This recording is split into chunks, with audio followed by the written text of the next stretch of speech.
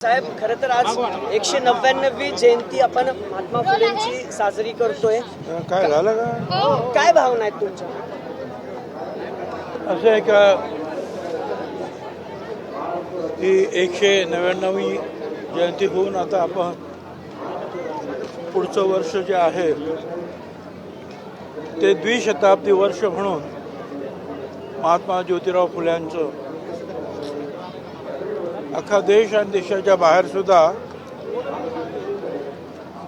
साजरा करणार आहे. विशेषतः देशाचे प्रधानमंत्री मोदी साहेब यांनी सुद्धा जाहीर केलं की भारत सरकारतर्फे आम्ही ही द्विशताब्दी साजरी करणार आहोत. त्याचप्रमाणे फडणवीस यांनी सुद्धा सांगितलं, कमिटी वगैरे त्यांनी नेमली, भारत सरकारने सुद्धा त्यासाठी कमिटी नेमली आणि त्याद्वारे जे आहे त्यांनी सांगितलं की आजपासून वर्षभर वेगवेगळे कार्यक्रम. आज खानवडीला जे आहे महात्मा ज्योतिराव फुल्यांचं जन्मगाव, तिथे एक अतिशय सुंदर शाळा बांधण्यात आली. त्याचं उद्घाटन मुख्यमंत्र्यांनी केलं आणि तिथून या कार्यक्रमाला सुरुवात केली. कारण शिक्षण, बाकीच्या तर गोष्टी होत्याच, छूत अछूतपणा दूर करणं, शेतकऱ्यांना त्यांचे हक्क काय, त्यांचं कर्तव्य काय, शेतकऱ्यांच्या आसूडमधून सांगणं, गुलामगिरीतून जी आहे लोकांना कशी गुलामी सहन करावी लागते आणि ती का करावी लागते, या सगळ्या गोष्टी ज्या आहेत त्यांनी सांगितलं.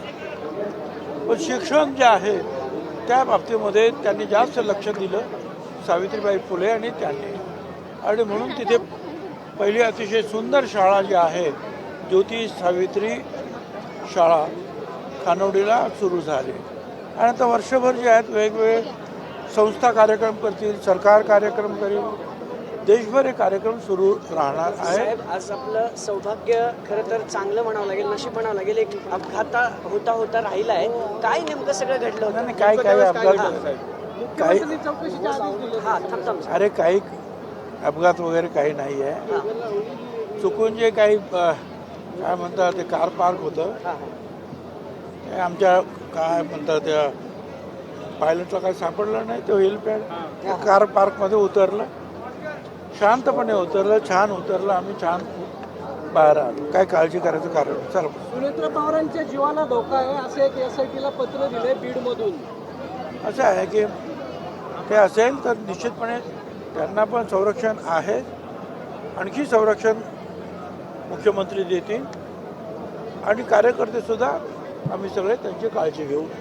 वारकरी संप्रदायामध्ये प्रतिगामी लोक घुसलेत असं पवार साहेब म्हणतात. वारकरी संप्रदायामध्ये प्रतिगामी लोक घुसले असं पवारांनी भाष्य केले. तर अनेक क्षेत्रामध्ये जे आहेत पुरोगामी आणि प्रतिगामी आहेतच. अनेक क्षेत्रात, काय ते एकच क्षेत्र आहे अशातला भाग नाही आहे, वेगवेगळ्या ठिकाणी. पण म्हणून तर महात्मा फुले आणि सावित्रीबाई फुले, डॉक्टर बाबासाहेब आंबेडकर, शाहू महाराज यांचे कार्यक्रम आपण राबवायला पाहिजे की ज्यामुळे जो आहे हा प्रतिगामीपणा जो आहे हा कमी होईल. अतिरिक्त सचिव आहेत मनीषा म्हैसकर, त्यांनी म्हटलंय की महायुतीमधल्या मात्र सांगितलं की महिला अधिकारी नको त्यांच्या विभागात. मला काही कल्पना नाही, असं कोणी काय म्हटल्याचं माहिती नाही. फुलेंची जयंती आहे, आपण जयंतीचं संपूर्ण वर्ष साजरा करणार आहोत. मात्र आपण बघितलं तर बंधू बाबा यांची प्रकरणं राज्यासमोर येतात, ते राजकारणी. आता यासाठीच तर हे वर्ष जे आपल्याला साजरं करायचं आहे, फुले, शाहू, आंबेडकर या सगळ्याची आठवण काढायची त्याच्यासाठीच. ते अंधश्रद्धेपासून दूर राहा. आपले लोक जर अंधश्रद्धेपासून दूर राहिले तर हे बाबा निर्माण होणारच नाहीत ना. असले बंधू राजकारण्यांना काय सांगायला सगळ्यांसाठीच आहे. महात्मा फुले, शाहू, आंबेडकरांचं तत्वज्ञान हे लहान मोठे मंत्री, संत्री, सामान्य माणसं सगळ्यांसाठी आहे, स्त्री पुरुष सगळ्यांसाठी जे आहे हा सगळा धडा त्यांनी आपल्याला दिलेला आहे. मला असं वाटतं आपण ते लक्षात ठेवून पुढे गेलं पाहिजे.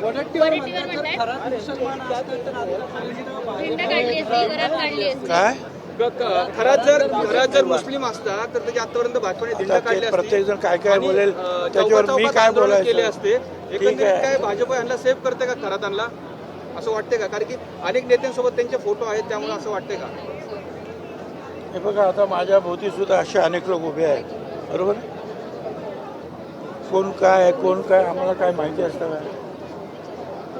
असे कोण बाबा लोक पण आले, आपल्याला वाटतं साहेब साधू आहे, संत आहे, नमस्कार बाबा. म्हणजे काय, तो माणूस जो आहे तो काय त्याच्या दुष्कृत्यामध्ये काही सामील झालेला नाही.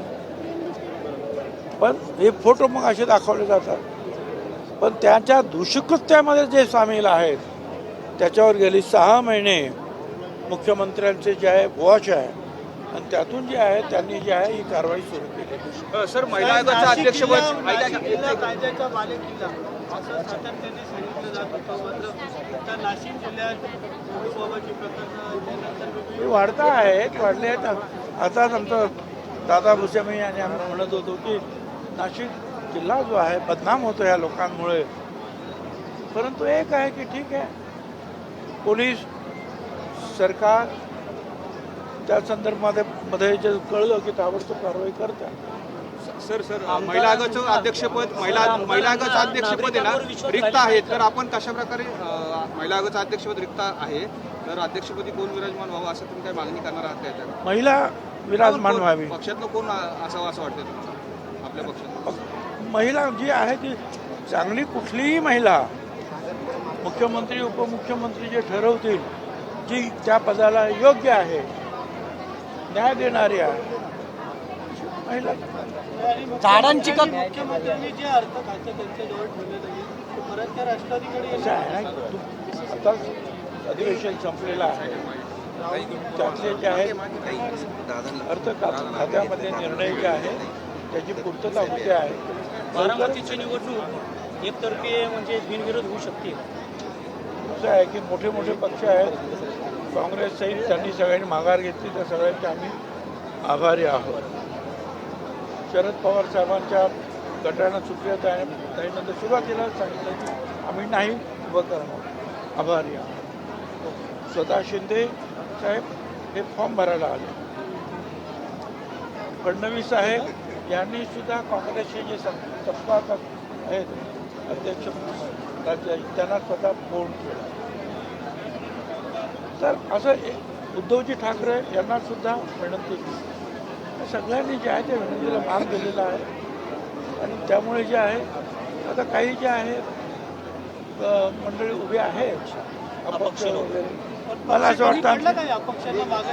वाटतं की बरेचसे जे आहेत माघार पक्ष कमी पडलं का अपक्षांना माघार घेण्यासाठी? झाड नाशिकमध्ये झाडांची कत्तली सुरू आहे, त्या संदर्भात काय? झाडांची कत्तल होते आणि एका बाजूला तापमान वाढत चाललेलं आहे. ग्लोबल नाशिकमध्ये नाशिक येथे झालं ना, झालं नाशिक झालं, पूर्ण झालं, आता काय राहिलं. नाही झाडांच्या कत्तली सुरू आहेत कुंभमेळ्यासाठी नाशिकमध्ये. असं अति आवश्यक असल्याशिवाय या झाडांना हात लावू नये असं माझं मत आहे. फारच आवश्यक असेल तर गोष्ट वेगळी, परंतु आवश्यक जर नसेल आणि टाळता येत असेल तर ही झाडतोड थांबवली पाहिजे.